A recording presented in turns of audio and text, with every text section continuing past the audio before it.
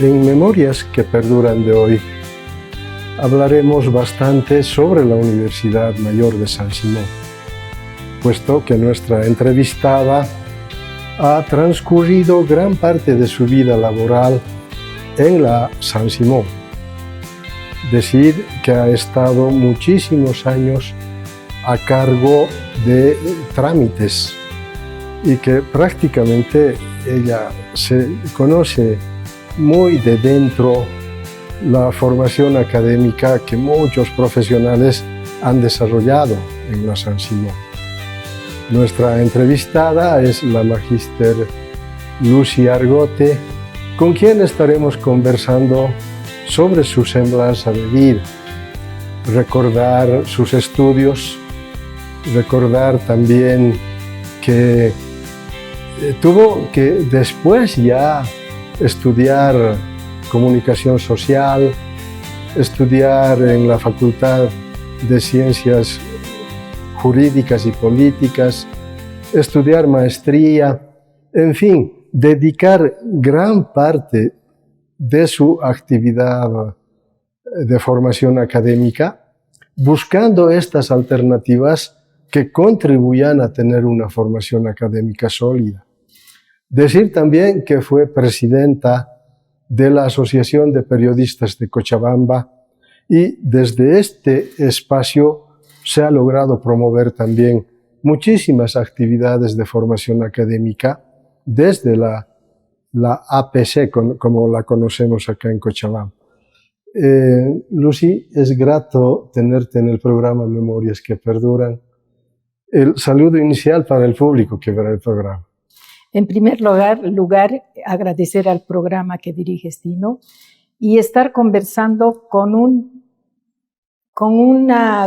cientista de comunicación, como fuiste, y mi docente en la Universidad Católica Boliviana.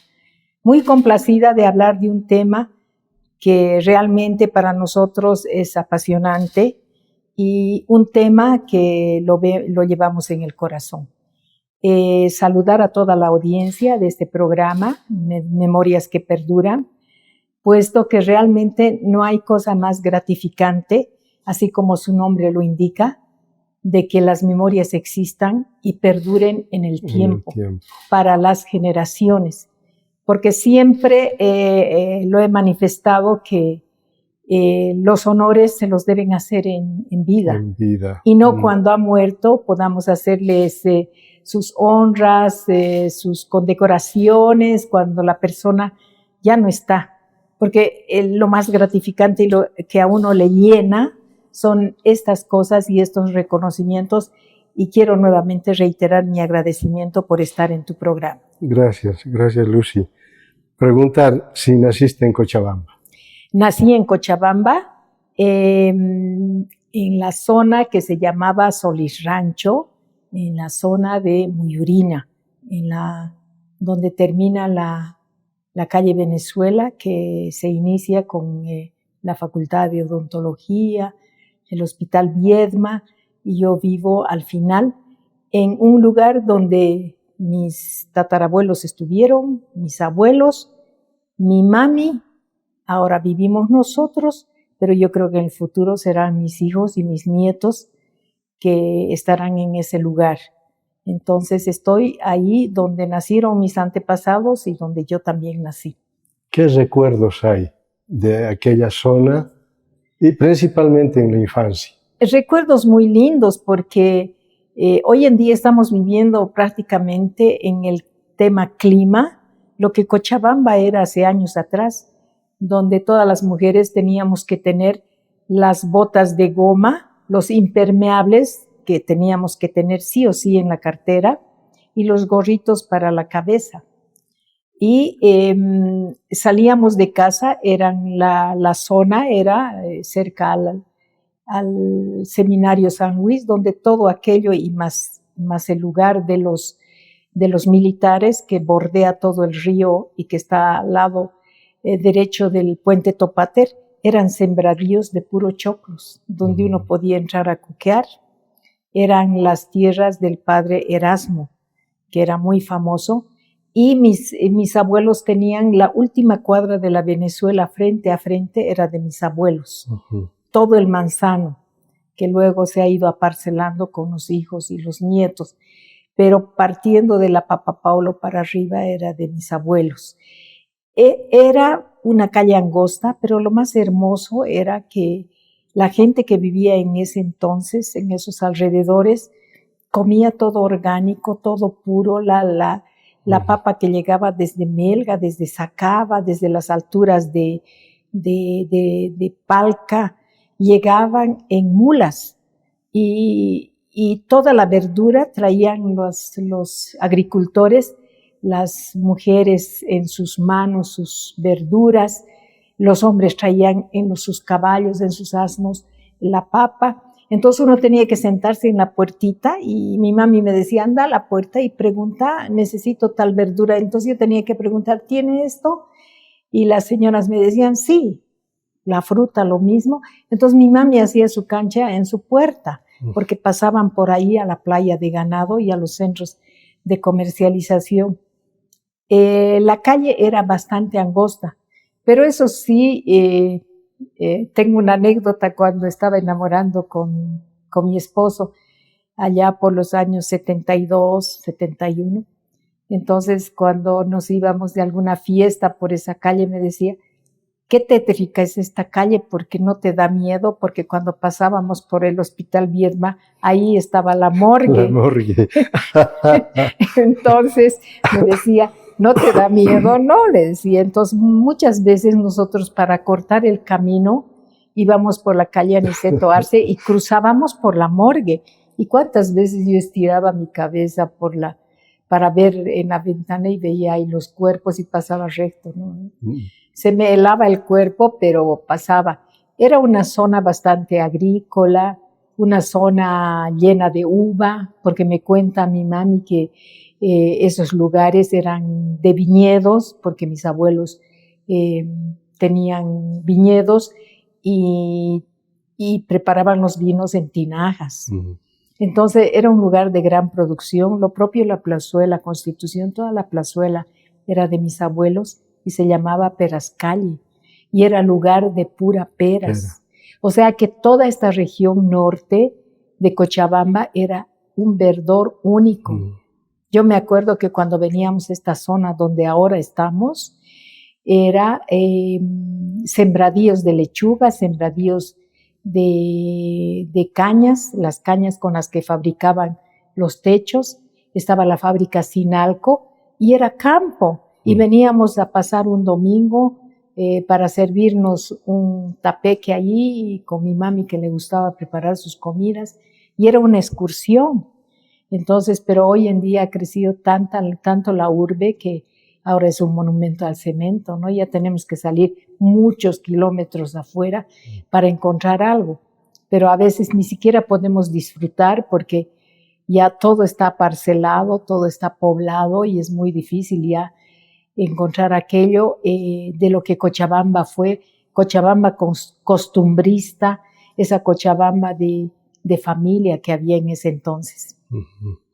¿Y juegos de aquel tiempo? Los juegos muy interesantes, los juegos que había, eso siempre les comento a mis nietos y a mis hijos. Los juegos, por ejemplo, en carnavales eran hermosos porque los juegos eran no como ahora hacer daño a las chicas, sino era invitarla a la señorita a que venga a jugar y lo primero que hacían era ponerla en un turril y darle unos baldazos de agua y ya, ese era como un bautizo y después jugar con globos. Mi mami jugaba, le encantaba jugar y todo el año reuníamos los huevos. Entonces yo tenía que llenar los huevos, los cascarones, los cascarones de huevo los llenaba de agua perfumada y los tapaba con una masita de harina. Y mi mami cosechaba, tenían huertas todas las casas por ahí, entonces cosechaba el durazno, la uva y el higo, granada, que da esta época, entonces ponía en un canastón y a cada persona que pasaba o vecinos, ella invitaba y además primero agarraba el cascarón de huevo y con una delicadeza única le rompía en la cabeza. y ese era el carnaval, las coplas y todo aquello. Eso relacionado al carnaval. Lo propio, una fiesta muy importante era la de San Juan, donde San Juan era impresionante, porque se quemaba el suncho, que lo llamamos, que es un arbusto que crece en el campo. No se quemaba llantas, se quemaba madera o estos sunchos, y los jóvenes saltaban por encima de las fogatas. De la fogata. Y frente a frente poníamos banquitos en la calle y se servían los famosos ponches. Entonces, entre vecinos nos invitábamos de aquí a allá. Y yo me acuerdo porque habían jóvenes que también manejaban todo este ámbito de... habían bandos bufos en el mercadito que había ahí, el mercado de la Papa Paulo, donde satirizaban y daban palo a todas las jóvenes y a todas las señoras que vendían en el mercado. Entonces, era una fiesta muy bonita. Entonces, y después había las famosas carreras de los cochecitos sin motor, que fabricaban los chicos de madera, de las latas de sardina, y con sus metas, con sus controles, con sus llegadas en horario, y el premio era un carro de madera que le obsequiaban al ganador. Entonces, todos los días los jóvenes pasaban en las esquinas del barrio, porque no había televisión. Entonces, y otros juegos, los chicos se ocupaban de jugar con las bolas y con los trompos, que habían grandes concursos de trompos. Eran tiempos muy bonitos, los chicos se ingeniaban cómo hacer sus juegos. Y yo he sido hija única y mi papi era muy celoso conmigo, entonces cuando yo salía a ver jugar a agua y todo aquello, mi papi me hacía poner mi impermeable y yo tenía que ir a su lado. Él no me dejaba ni a sol ni a sombra poder jugar. Esos eran los juegos de esa época. Interesante. ¿Y la escuela? La escuela. Había una escuelita famosa ahí que sigue existiendo al frente del Hospital Viedma, donde venían las niñas desde el kilómetro 5 desde Quintanilla, porque no habían colegios. O sea, habían colegios en Sacaba, pero en el trayecto no existían. Entonces venían a esta escuelita. Y bueno, yo pensé que mis papis me iban a poner a esa escuelita, pero mi papi en ese entonces era funcionario de la alcaldía municipal, y no, él me dijo, lo único que te voy a heredar es tu escuela. Entonces me puso en el Alemán Santa María, que era el mejor colegio de Cochabamba. El Alemán Santa María y el La Salle eran los únicos dos colegios rivales. También estaba el Santa Ana, pero más eran esos dos colegios que siempre estaban en contrapunto, ¿no? De quién era mejor, pero los dos siempre estábamos casi al mismo nivel. Y yo me acuerdo que mi papi sacaba su salario y pagaba mi pensión con su salario íntegro. Y hicieron todo el sacrificio de que yo esté en el Alemán Santa María, donde hice todos mis estudios con las religiosas que eran de Alemania, muy estrictas, porque era una formación casi militar. Las religiosas en su integridad yo diría demasiado estrictas, pero cuando nos encontramos siempre decimos que las del Alemán Santa María nos caracterizamos por esa disciplina que han infundido en nosotros, ¿no? Donde no había la pintura, no había el vestido corto, no existía el mascar chicle, no existía el tener chico, no existían las fiestas, no podíamos pintarnos. Entonces era una disciplina, se podría decir una disciplina militar extremista. Pero ha quedado bastante esa formación en nosotros. Y siempre cuando nos encontramos nos caracterizamos ¿de dónde eres? Del Alemán Santa María, y casi entre todas nos conocemos, ¿no? Y ahí fue primaria y secundaria. Ahí primaria, pero la secundaria no logré terminar. ¿Por qué? Porque mi papi no quiso que entre a la universidad. Como era hija única, y ese entonces las familias eran muy, también se podría decir, eran muy cerradas. Entonces, y todavía había ese estigma, ¿no? De que la mujer no era para la universidad. Entonces mi mami me decía, lo más que te podemos hacer estudiar es secretariado. Entonces mi papi, que era bien avispado, había ido a averiguar en todo lado y me dice, un día me dice, he encontrado un instituto que es exclusivo para ti. Yo era la mejor alumna en el Alemán Santa María, siempre me caractericé entre los 4 primeros puestos. Y era la mejor alumna en alemán, entonces siempre las religiosas me decían, te podemos becar a Alemania. Y yo comentaba eso a mi papá, ¿para qué? Les entró el temor de que podía ser esto realidad. Entonces fue a buscar un instituto, un colegio para mí donde pueda estudiar secretariado, y me dice, encontré un instituto muy bueno, que era el Instituto Canadiense, que en inglés se llamaba el Our Lady of Lourdes Business College, pero que todo Cochabamba lo llamaban canadiense. Y era muy famoso, era un instituto famoso. Entonces me dice, pero la gran virtud de esto, me dice, que puedes entrar de tercero de secundaria, terminando tercero. Y la otra ventaja es que sales bachiller y puedes entrar a la universidad, no va a haber problemas. Pero ya no podía estudiar medicina porque yo, desde niña, yo soñaba con ser médico. Incluso muchas veces tenía sueños donde me veía de doctora, andando por los pasillos, auscultando enfermos, escuchando en el altavoz mi nombre. Entonces, mi visión era ser médico. Y me dolió de que no podía ser, pero en ese entonces no podía uno discutir con los papás. Hoy en día hay elección, hoy en día imposible que un papá le diga a un hijo, no vas a estudiar esa carrera. Entonces, pero en esa época era demasiado, un verticalismo único. Entonces mi papá me dice, tú te vas. Y me fui llorando. El primer día que entré a mis clases en el Instituto Canadiense, entró, y mi gran sorpresa, se fueron las 10 mejores alumnas del Alemán Santa María al Canadiense. ¿Y qué haces tú aquí? ¿Y qué haces tú aquí? ¿Qué haces tú aquí?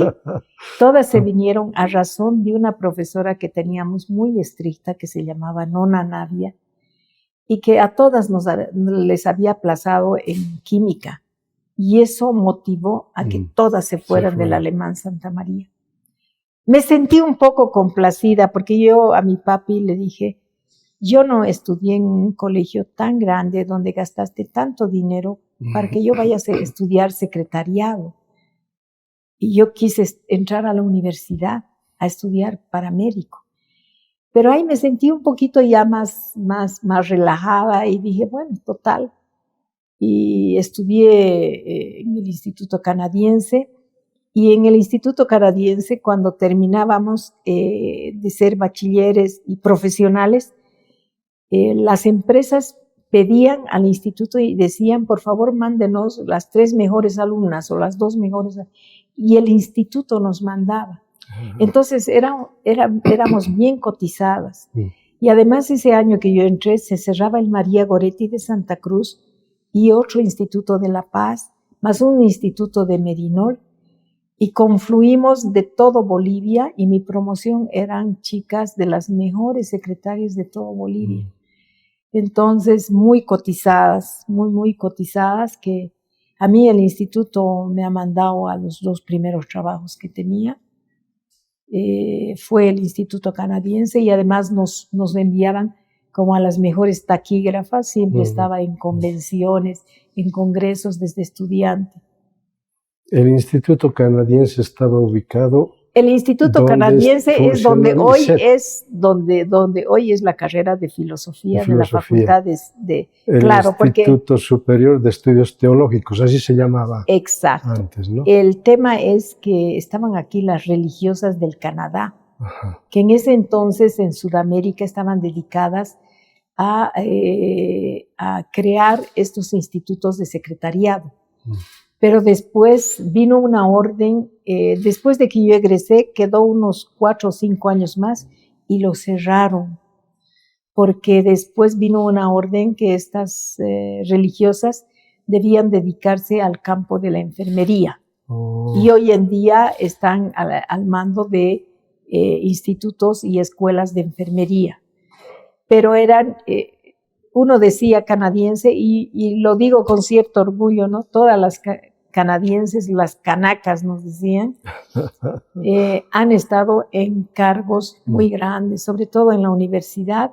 La mayoría hemos terminado siempre en jefaturas. La mayoría de las chicas del canadiense. Quedan todavía unas 2 o 3 hoy en día en la universidad, pero antes casi estaba copada por todas las chicas de canadiense que han concluido y han culminado y se han jubilado siendo jefas.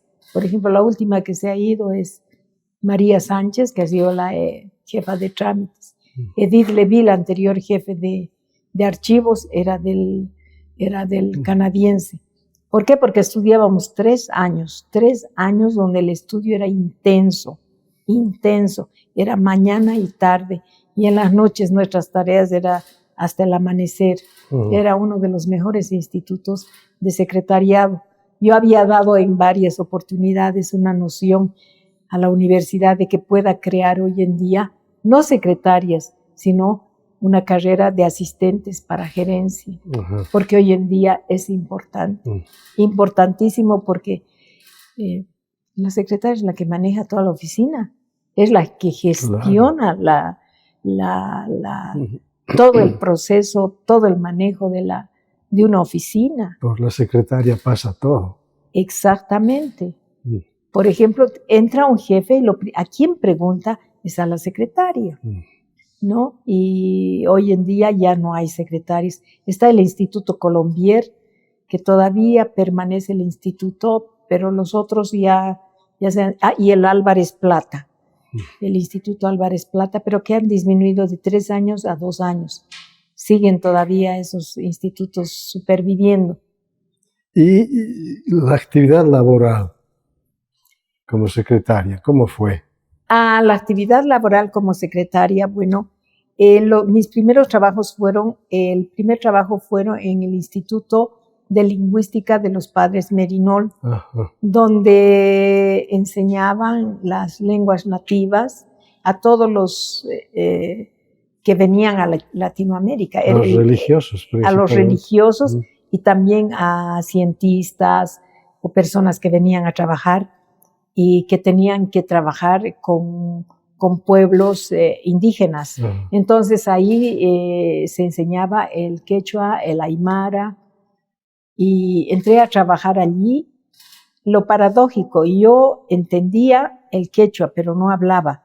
Entonces, cuando gané el examen de competencia, me dieron un curso intensivo de 3 meses en quechua, porque el cargo era para secretaria de quechua. Y yo gané en velocidad, en escribir, era muy veloz en dactilografía, en taquigrafía, todo aquello, entonces gané. Entonces entré y he typeado el primer diccionario de quechua que se lanzó a nivel Sudamérica. Y estaban ahí llenos de extranjeros que venían de África, venían de Canadá, de Europa, de lugares de Asia, de todo lado.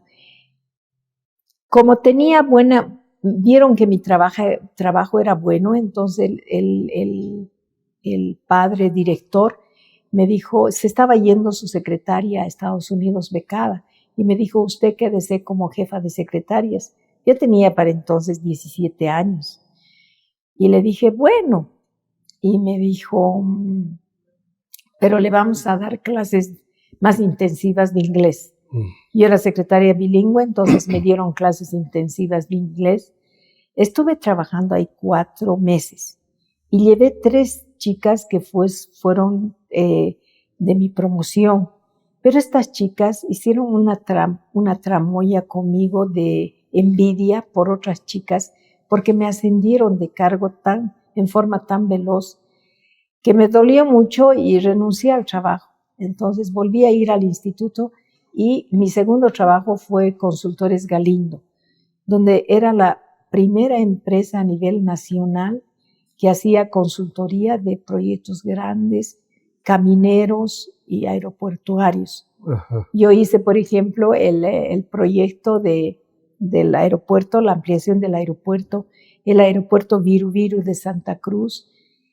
Habían proyectos en Potosí, agua potable de Potosí, y el último proyecto que estábamos haciendo era el alcantarillado y agua potable de Cochabamba, el año 71. Ujú.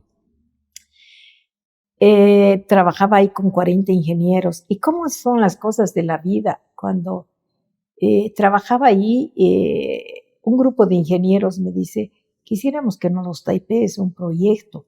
¿Podrás hacerlo? Sí, les dije, extra trabajo. Y iba y taipeaba y era un proyecto para creación de una facultad. Yo a mis 17 años no tenía ni idea de qué era universidad.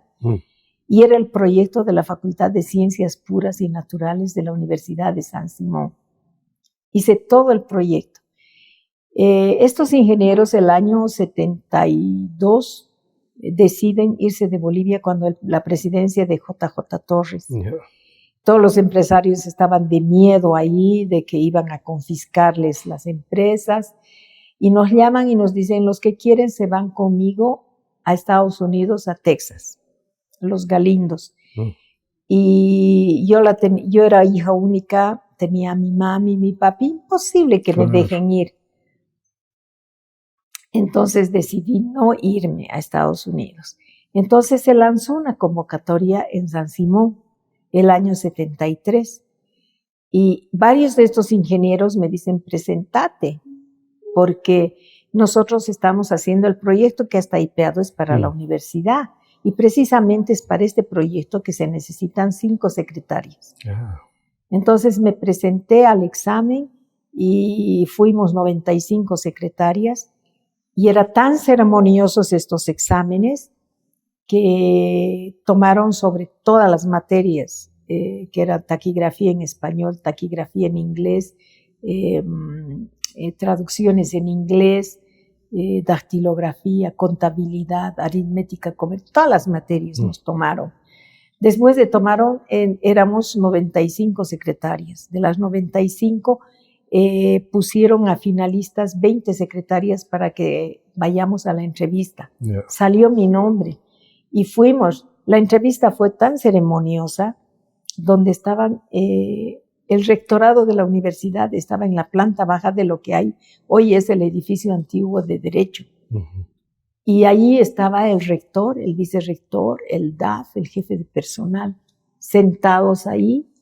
Y yo pues, me sentía una hormiga al entrar allí, pues me dicen, ¿qué sabe usted de la Universidad de San Simón? Y me empiezan a preguntar por qué quería entrar a la universidad, para mí qué era la autonomía universitaria. Y muchas cosas me preguntaron. De ahí me despacharon y después al mes estaba siendo llamada porque me estaban contratando para ser la secretaria de la Facultad de Ciencias Puras y Naturales, de lo que hoy en día es la Facultad de Ciencias y Tecnología.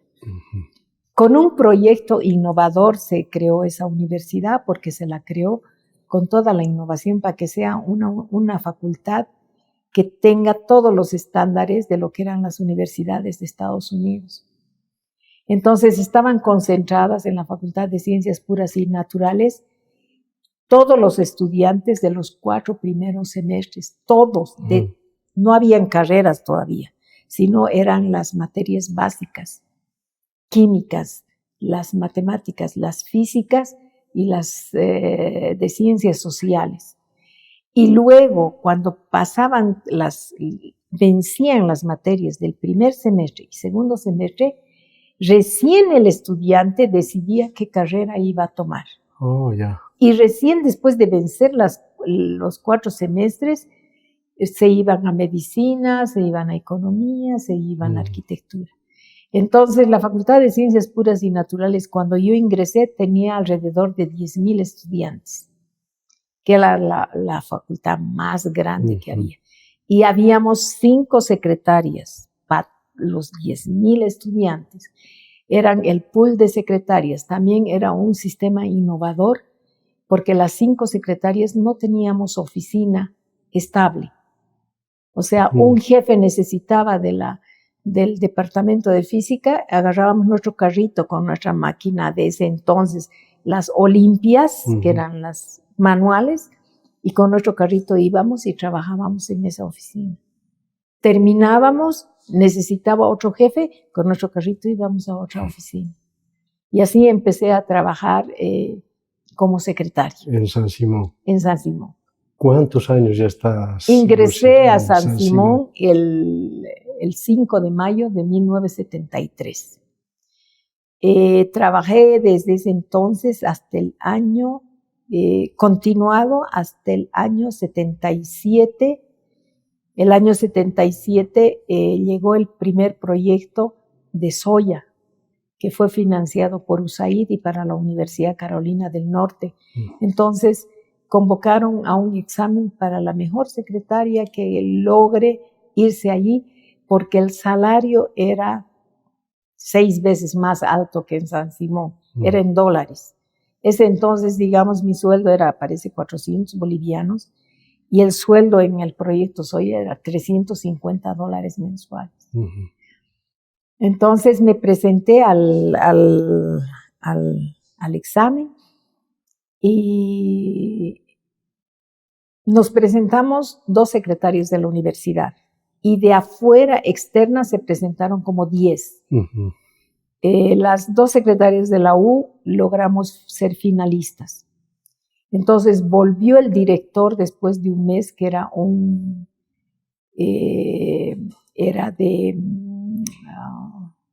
era un moreno de Sudáfrica, el doctor Pai Darfar. Entonces nos vuelve a tomar el examen porque teníamos que desempatar. Y Edith era la secretaria número 1 en la universidad, la mejor secretaria. Yo, changuita, recién tenía 5 años de experiencia en la UMS, ella era capísima, y dimos el examen y nos hicieron entrar, preguntas en inglés, respondimos, salimos y nos dicen nuevamente han empatado.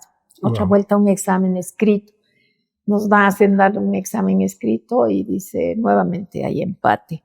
Y dice, parece que tengo que botar la moneda, dijo el doctor. Y al final, en la entrevista, él, conversándole, me dice, ¿y dónde ha trabajado usted? Cuénteme. Entonces empiezo a conversar en inglés y ahí salió lo del tema de mi primer trabajo, que era el Instituto de Idiomas. Y le digo, ahí aprendí a hablar y escribir quechua correctamente. Y además he typeado el primer diccionario en quechua. Me dice, el puesto es suyo, porque vamos a requerir en este proyecto, que lo vamos a hacer en el campo, vamos a requerir el quechua. Y me gané ese cargo por el quechua. Salimos de ahí, Edith me abrazó y estuve trabajando 3 años. O sea, era un proyecto de la misma, donde San Simón participaba, pero yo me iba a trabajar 3 años con una declaratoria en comisión. Fueron años muy, muy, muy buenos, muy interesantes, en el tema salarial muy bueno, en la experiencia brillante. Ahí conocí por primera vez, nadie sabía qué era la soya, nadie. Entonces, yo creo que fue una gran oportunidad para que la universidad se apropie de este proyecto, pero no pasó eso, porque cuando terminó el proyecto, la universidad se fijó en los materiales tan solo, que eran las movilidades, el equipo que trajeron, pero no en la investigación que se realizó durante 3 años, y era introducir la soya en el consumo humano del boliviano, porque hasta ese entonces la soya era un alimento para los cerdos, no se consumía.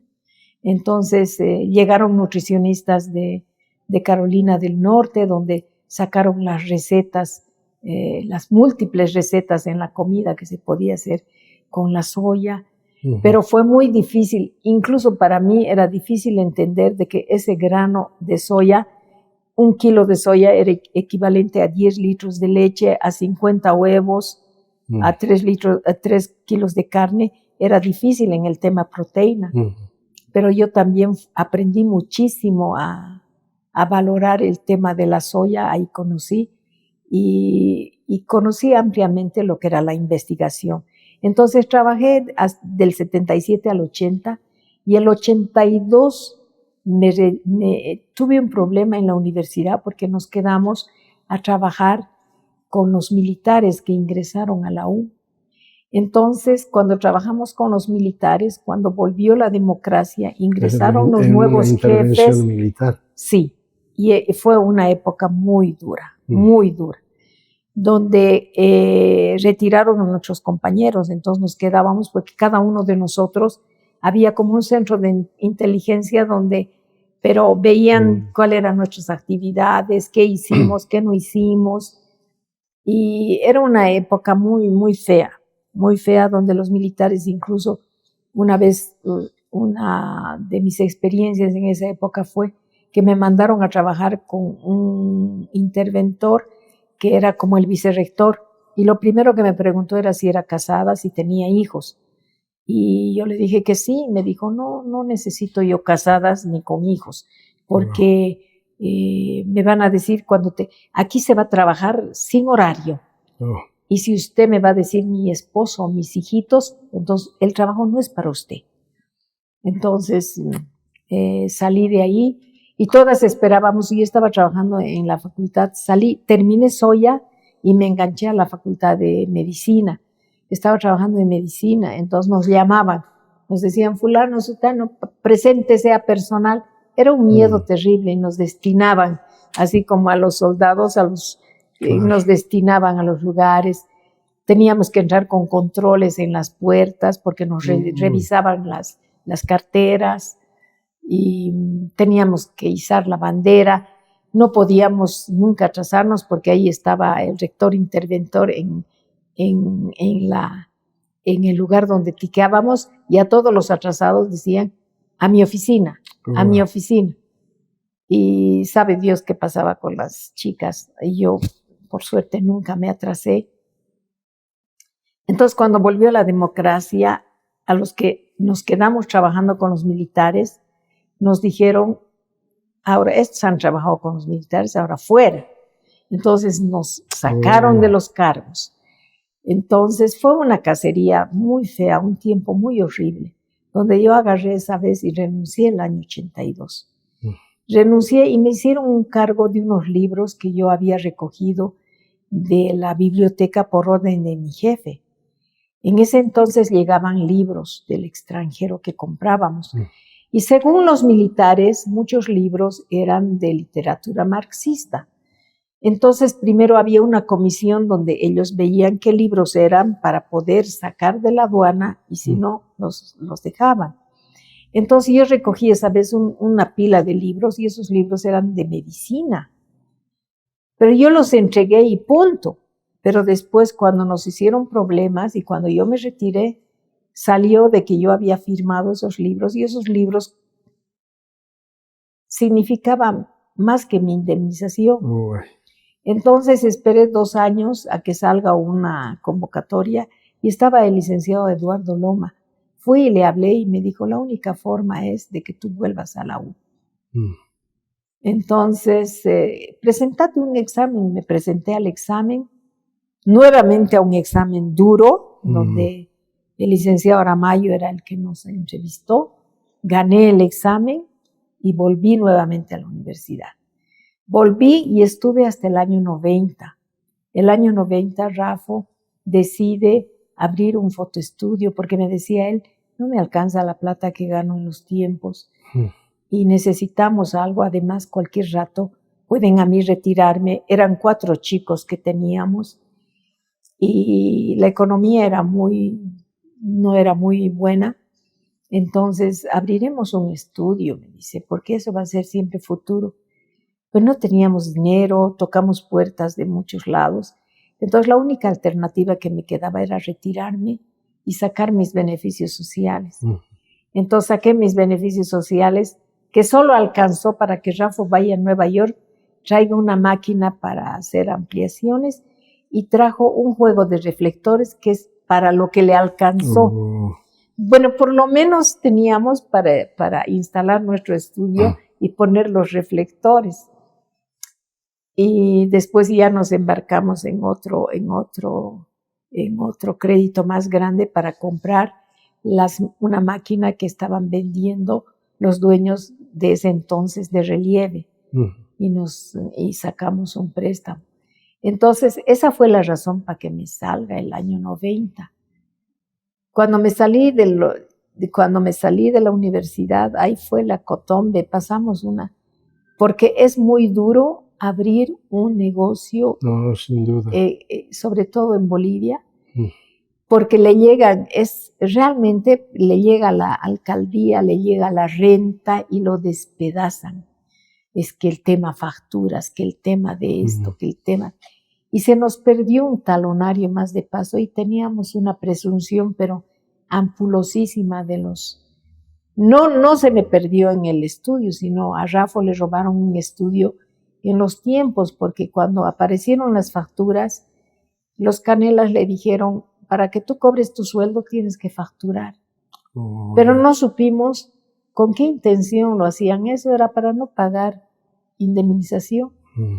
Porque Rafa trabajó 38 años sin indemnización y tampoco sin seguro médico y sin AFP, sin jubilación y todo aquello. Fue dura esa época y estuve fuera 4 años de la universidad. Me retiré el año 91. Era el año 96 y un día viene el ingeniero Rodríguez a sacarse una foto y no estaba mi esposo.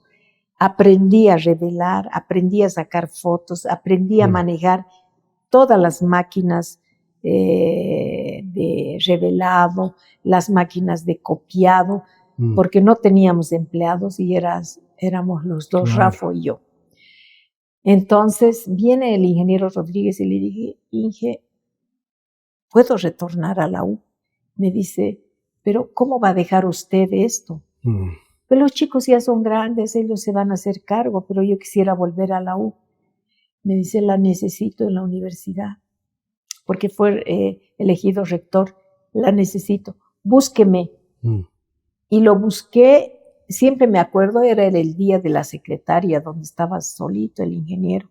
Fui, la llamó a la licenciada Mary Alvarado y le dijo, quiero que vuelva Lucy y reinsértenla inmediatamente. Desde el lunes empieza a trabajar.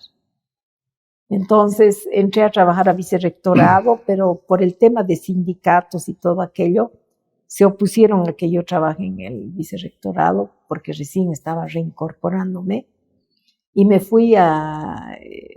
mandó a Canal 11. Entonces ahí incursioné en Canal 11. Y desde el año 96 hasta el día de hoy, dije, no vuelvo a salir más de la universidad.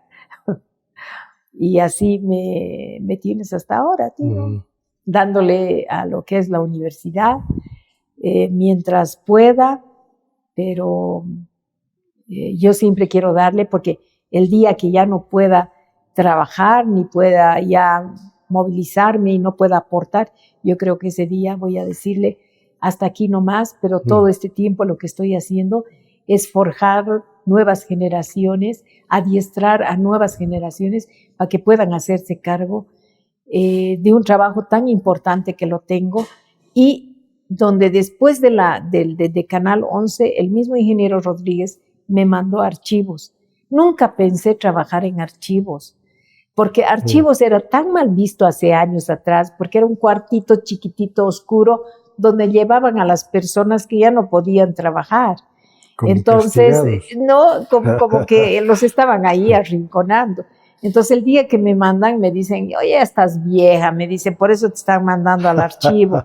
Ya. Y yo le dije al ingeniero, no me saque de Canal 11, porque recién estábamos equipando Canal 11 y estábamos comprando el nuevo transmisor, el de 5 kilos, porque antes el transmisor llegaba hasta la laguna Lalay y no llegaba más allá.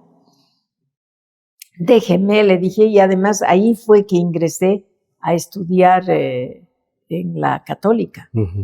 Uno, que empecé a estudiar porque necesitaba estudiar para que la universidad no esté tan relegada. Claro. Y segundo, por mi tercer hijo, porque mi tercer hijo era un poquito flojo para el estudio, entonces ingresé a estudiar con él.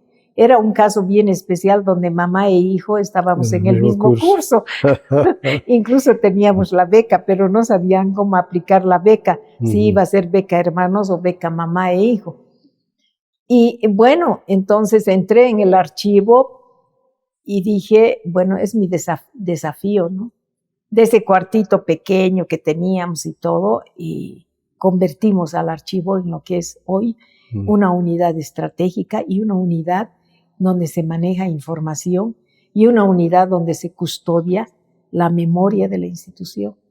Porque toda la memoria de la institución está ahí, desde su creación, desde el 5 de noviembre de 1832, y hemos encontrado documentación inclusive mucho más antes, desde 1818, y es un núcleo y es un lugar incluso para que investigadores puedan hacer sus estudios, porque siempre estamos recibiendo investigadores, y ahora sobre todo que es el bicentenario, estamos en un desafío también de poder sacar mucha información de allí.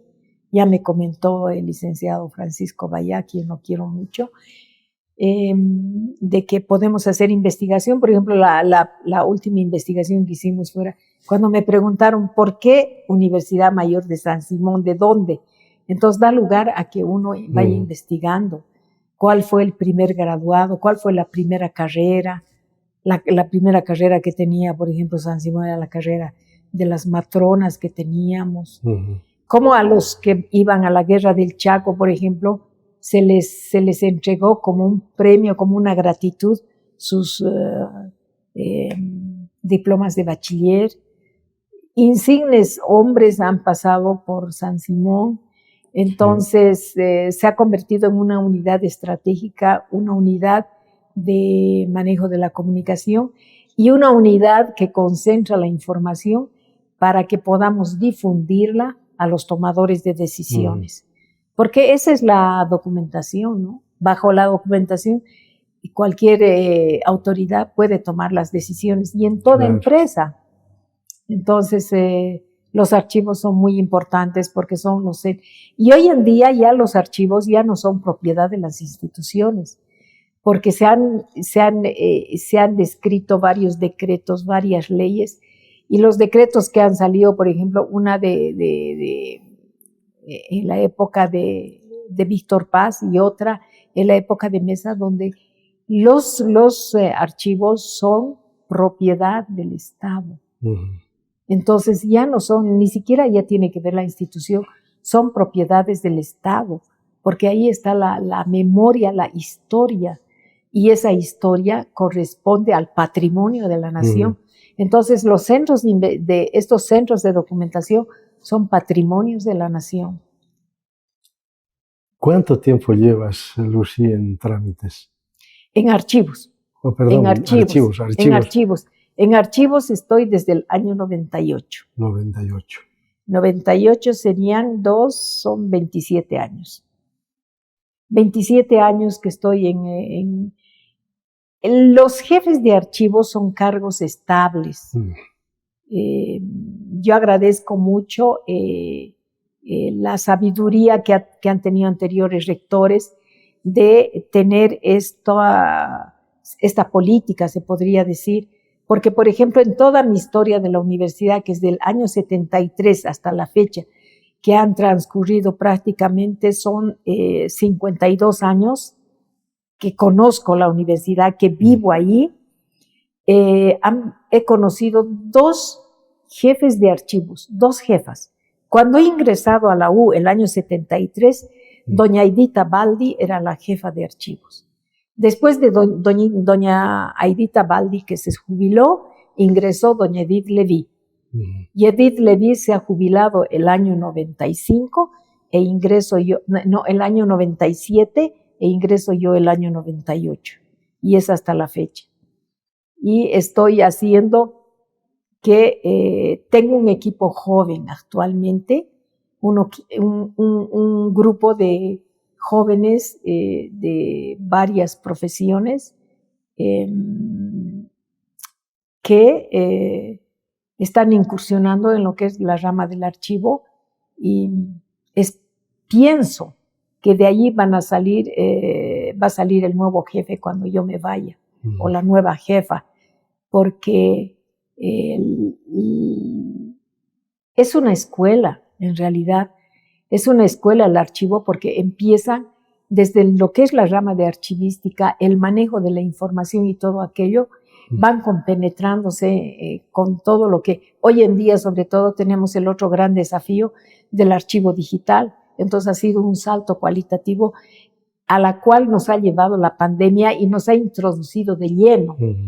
Porque cuando llegó la pandemia y todo aquello, entonces hemos tenido que, ya estábamos con el archivo digital, pero ahora estamos queriendo digitalizar y sistematizar, y la atención, además, que sea todo por sistema. Ojalá que el día de mañana estemos, de que la persona que está en la China pida sus documentos y al día siguiente le llegue la documentación debidamente legalizada y digitalizado y pueda bajarlo.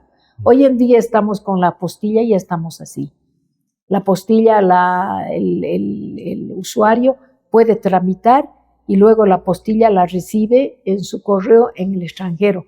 En este tema estamos enganchados con la Cancillería. Buenísimo. ¿No? Y entonces la Cancillería es la que tiene todo el sistema también, pero estamos enganchados con ellos. Nosotros subimos la información a los servidores que tiene la Cancillería y la Cancillería maneja todo esto, más mi firma digital. Mi firma digital ya está reconocida en todo el mundo, en los 119 países. Entonces, el usuario a veces no termina su trámite, se va y cuando llega al lugar de destino, entonces puede bajar su apostilla y puede continuar con sus estudios de posgrado, con todo lo que quiera. Y eso pensamos hacer con todos los trámites de la U. Nos está faltando un poquito de dinamicidad y de decisión de las autoridades para poder incursionar con lo que es la firma digital en varios trámites y tal vez alivianar esa carga tan pesada del rector, del vicerrector, del secretario general, que día a día tienen que firmar una pila de documentos y a veces tienen que hacer cosas más importantes que hoy en día puede facilitar con lo que es la firma digital, que además es súper segura, ¿no? Porque es una firma que está fragmentada en varios servidores. Por ejemplo, ¿por qué se ha adoptado por la apostilla? Que nos alivia los trámites, es menos costosa, es en menos pasos, es más rápida y usted puede presentar eso en cualquier país del mundo. En cambio, antes tengo que irme a México. Usted tenía que hacer todos sus trámites para irse a México hasta llegar a la Embajada de México. Y ese trámite, si usted quería aplicar a Inglaterra, ya no le servía, pero hoy en día le sirve en todo lado. Buenísimo. Ya no nos ha dado tiempo para hablar sobre la posterior formación académica que has tenido, Lucy. Bueno, mi posterior formación académica ha sido incursionar en la católica, en lo que me gustaba y lo que era mi segundo trabajo, que he estado con Rafa en grandes reportajes, como en el reportaje de la droga, que ha sido para nosotros hacer el año 90 un riesgo increíble y que los periódicos de acá no querían publicarnos y lo publicamos en el extranjero, todo lo que significaba el tema de la droga. Y también ha sido el terremoto de Aikile. Bueno, conjuncionaba la universidad con las tareas de mi esposo y eso me apasionó el periodismo y por eso estudié periodismo en la Católica Y luego quise ser docente en San Simón y no podía ser porque era egresada de la Católica. Entonces me enganché en la primera promoción que se lanzó en la carrera de comunicación. Ahí salí también de la carrera y luego en mi trabajo necesitaba mucho de normas jurídicas para elaborar informes y para hacer que las autoridades no tengan ningún tropiezo en los informes que preparaba. Y esto me impulsó a estudiar Derecho, de donde egresé en el 2016. Y mi maestría en gestión, en educación superior, que me ayudó muchísimo para encaminar lo que es la jefatura del archivo, ¿no? Y los diplomados que siempre me están ayudando, como el último diplomado que lo hice en la UPEA y con la cooperación internacional de la DICID en San Simón. Fui becada y hice administración de bibliotecas, me gustó muchísimo. Entonces siempre estoy yo creo que la persona hoy en día tiene que estar constantemente actualizada. Y me encanta estudiar, me encanta actualizarme para que yo esté a la par de los jóvenes que hoy en día tenemos en la universidad, que nos llegan, tienen 2 diplomados, tienen 2 maestrías, 2 doctorados. Entonces mínimamente nosotros tenemos que estar a su nivel para poder guiarlos y para poder ser un referente para ellos también, ¿no? Lucy, ya llegamos al final del programa. Ha sido grato conversar sobre esta semblanza de vida. Tu despedida del público que verá el programa. De hecho, para hablar de universidad, yo creo temas. Que tendríamos que tener tal vez 10 programas y no podríamos concluir, porque es nuestra vida de todo sansimoniano. Y quiero agradecerte nuevamente por esta entrevista a ti, ¿no? Es muy gratificante para mí poder dar algo de, mostrar algo de mi experiencia y pinceladas de todo mi trabajo y todo ese andamiaje que he tenido en la Universidad Mayor de San Simón, una institución que me ha permitido ser lo que soy hoy en día, me ha permitido la estabilidad de mi hogar, poder educar a mis hijos sansimonianos también, y muy gratificante, y te agradezco mucho y que realmente memorias perduren por el tiempo y continúe este programa por el tiempo. Bueno, ha sido grato conversar con Lucy Argote sobre esta apasionante actividad académica que ha ido desarrollando a lo largo del tiempo. Sí, siempre se dice que nunca es tarde para estudiar. Y es posible estudiar en cualquier etapa de la vida. Pero interesante saber que Lucy nació en el cercado de Cochabamba, disfrutó de una campiña que antes tenía sembradíos, agua y muchísima posibilidad de interactuar con los amigos del barrio en esta zona. Pero luego, interesante saber que estudió en el Alemán Santa María. Cerca de concluir el bachillerato, el papá decidió que estudiara secretariado bilingüe en el Instituto Canadiense y a partir de ahí ya ligarse prácticamente a la Universidad Mayor de San Simón, una institución en la que ahora es la jefa de archivos y lleva cerca de 2 décadas, diríamos, sistematizando y organizando toda la relación que tiene que ver con los títulos académicos principalmente. Y bueno, y toda la información que se genera en la universidad, como resoluciones del Consejo Universitario, etc. Pero, ya decía, su formación académica no dejó solo con estudiar el secretariado bilingüe. Luego ya estudió comunicación social en la Universidad Católica, también estudió en la Facultad de Ciencias Jurídicas y Políticas, la abogacía, diplomados y maestrías que, por cierto, consolidan su aprendizaje y permiten además que el trabajo que desarrolla en la universidad sea un trabajo académico, un trabajo eficiente y un trabajo de muchísima calidad. Diríamos que Lucy Argote es ya parte del activo fijo de Saint-Simon. Y eso creo que es importante para reconocer la cantidad de años que lleva en esta institución educativa como es Saint-Simon acá en Cochabamba. Amigos, grato estar con ustedes. Será hasta el próximo programa.